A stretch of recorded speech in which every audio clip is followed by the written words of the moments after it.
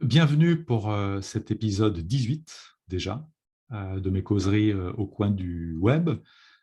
Aujourd'hui, l'épisode s'intitulera « Le soldat Kubrick revient du futur » et je vais m'efforcer avec cette séquence de revenir sur la question de la profondeur et d'évoquer des formes d'activité managériale très temporelles qui existait déjà dans le contexte de la Seconde Guerre mondiale, de la part d'acteurs fortement conscients déjà de ce problème de profondeur et s'efforçant d'une certaine façon de le gérer.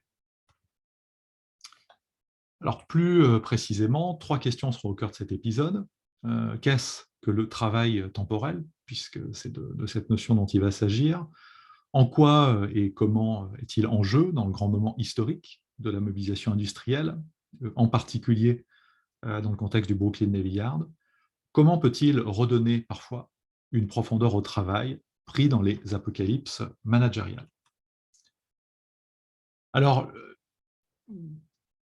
ce que j'ai trouvé extrêmement intéressant dans l'étude des archives du Brooklyn Navy Yard, en particulier dans l'étude du journal publié par le Brooklyn Navy Yard et à destination de ses employés, ce sont toutes les critiques qui se devinent entre les lignes du journal sur la question du sens, la question de l'ennui. Il y a beaucoup de silence et il y a parfois des exprimés.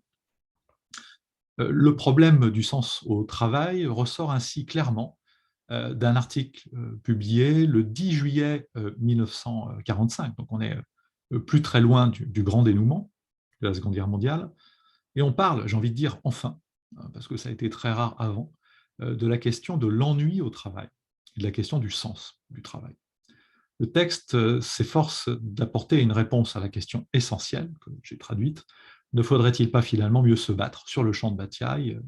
Voilà, il y a beaucoup de gestes parcellisés, routinisés, on sent voilà, de plein de façons une certaine lassitude. En arrivant sur cette partie des archives, je me suis dit qu'il valait mieux pas que la guerre dure 6 mois ou un an de plus. Beaucoup s'interrogent, voilà, est-ce que ça sert à quelque chose, ces petits gestes que je fais là, sur des bateaux, sur des armes en général? Est-ce que ça a la moindre utilité? Est-ce que je ne ferais pas mieux d'être avec mes proches sur le champ de bataille, à tenir une arme? Pourquoi continuer à se battre ici et maintenant sur le Brooklyn Navy Yard? Et pour répondre à ce problème, les managers du Yard vont s'adonner à un véritable travail temporel. C'est-à-dire qu'ils vont s'efforcer, en particulier par la narration, par des façons de raconter l'histoire, de la visualiser, mais aussi des choses plus matérielles, ils vont s'efforcer d'articuler des événements passés, présents et futurs du Yard pour donner de justes continuités ou discontinuités à l'activité collective des employés. Des continuités de sens, des discontinuités également de sens, des continuités, discontinuités plus matérielles. J'ai souhaité aujourd'hui m'intéresser à cette notion très importante parce que je pense que c'est une notion maintenant assez connue dans le champ académique, en tout cas du management, dans les recherches en management, mais je pense qu'on relie assez peu cette notion-là précisément au problème de la profondeur qui est au cœur de mon ouvrage. Alors, parfois, on a des belles surprises dans des archives et aujourd'hui, je vais partager une belle pépite qui est dans le livre. C'est le témoignage d'un ancien ouvrier du Yard, donc quelqu'un qui a une familiarité, qui connaît le contexte des lecteurs et lectrices, et qui en même temps est dans le futur de tout ce qu'ils font, puisque c'est un soldat, c'est un yeoman, ce monsieur qui s'appelle Alan Kubrick, qui gère plutôt des dépôts de munitions, qui est plutôt dans des activités de logistique. Et il dit quelque chose qui est intéressant et qui est sans équivoque, et qui est totalement lié à un travail temporel dans lequel sont certainement impliqués en arrière-plan les managers du Brooklyn Navy Yard qui comprennent bien les risques de cassure. Alors, je rentre dans l'extrait qui est une traduction personnelle, évidemment. C'est à l'origine un matériau qui est en anglais. Je sais que souvent, vous, les gens assis derrière votre bureau et travaillant dans vos magasins, vous vous demandez quels effets vos efforts ont sur l'issue de cette lutte. Donc on est vraiment sur la question du sens au travail. Ne pensez jamais que votre travail ne compte pas, car il compte énormément. Vous ne pouvez pas vous en rendre compte là-bas, je sais.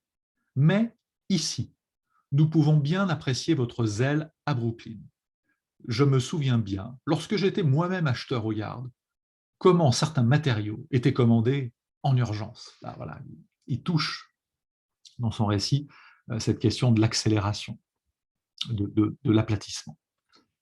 Je poursuis la reprise de cet extrait. À l'époque, je me disais que c'était peut-être important. Mais maintenant, c'est-à-dire du futur où il se situe, je suis en mesure de voir comment tout cela s'adapte, des trombones aux joints, en passant par les perceuses et les câbles métalliques. Vous voyez comme il est précis. Nous sommes tous là-dedans. Nous gagnons ou perdons tous ensemble, différentes étapes de cette grande infrastructure temporelle, de ce grand empire temporel. C'est pourquoi tous les membres des forces armées, moi parmi d'autres, sommes toujours proches de vous dans l'esprit. Je le pense sincèrement. Donc, le soldat Kubrick est à la fois dans le futur, dont il revient pour témoigner. C'est un ancien du Brooklyn Navy Yard, il a fait leur travail, il est encore habité par ce souvenir et cette émotion. Et il est également donc il est à la fois excusez-moi, il est à la fois dans leur présent. Il a lui-même été un des employés, ils connaissent très bien leur routine et leurs questions sur le sens.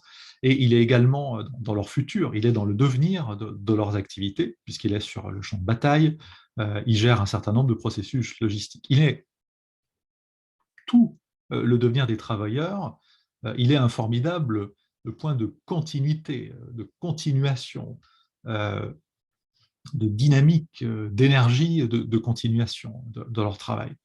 Son témoignage donne une certaine profondeur à leur travail, une certaine épaisseur temporelle à leur travail. Et pour revenir sur notre propre présent, je pense, au-delà de cet exemple, de ce zoom sur une archive que je viens de réaliser aujourd'hui, je pense qu'il faut probablement distinguer deux types de profondeur à cultiver dans le travail. Et là, j'y vois bien évidemment une tâche pour les managers et les manageuses. Tout d'abord, une profondeur épaisseur, résonance entre le présent du travail et ses passés et futurs, parfaitement illustré par le cas du soldat Kubrick, et puis quelque chose qui est illustré par d'autres parties de mon ouvrage, une profondeur plus immobilité, abandon dans le moment en cours, verticalité. Pour prendre tout son sens, le jeu doit parfois se détacher du travail pour être plus profondément en accord avec lui-même et avec le travail également.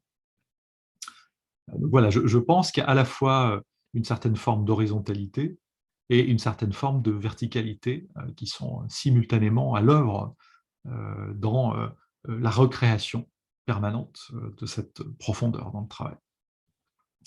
Et pour mes lectrices et lecteurs qui souhaiteraient aller plus loin, je les invite à lire un article écrit par Sarah Kaplan et Wanda Rolikowski en 2013, précisément sur la notion de travail temporel, et publié dans la revue Sciences des organisations. Voilà, je vous remercie pour votre patience. N'hésitez pas à m'envoyer vos commentaires à l'adresse devogenie@dauphine.fr. À très bientôt.